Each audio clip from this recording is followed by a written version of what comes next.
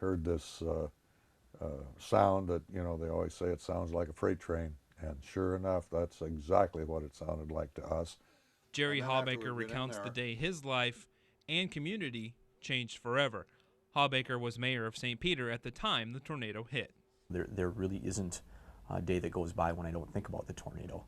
It's hard to get away from it. City Administrator Todd Prafke had been on the job all of 3 months when the twister hit.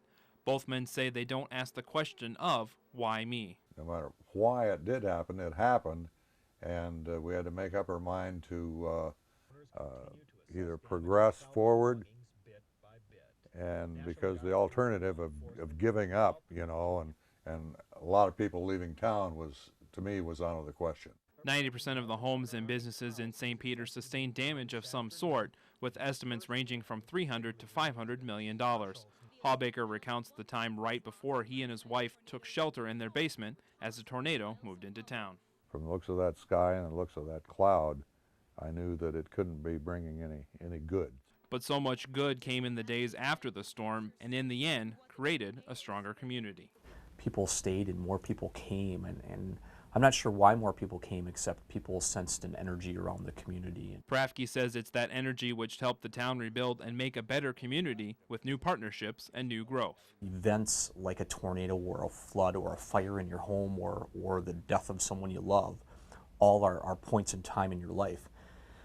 And you can either decide to move forward and make something better, or you can decide not to. And from a community perspective, the community of St. Peter decided to move forward and make something better. Capable of producing winds up to 206 miles per hour.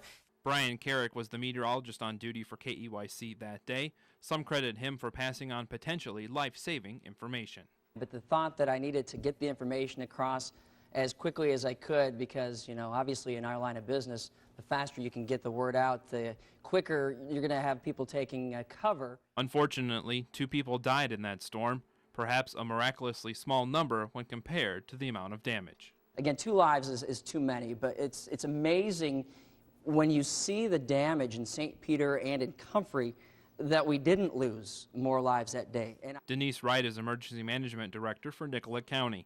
She remembers those sticky, humid conditions that March day. And I remember my husband and I talking and saying, you know, something's going to happen. It just feels like something's going to happen today. Wright's house in Cortland received about $10,000 in damage. Like many others, she says a lot of good has come in the aftermath of that storm, like having residents that are more storm ready.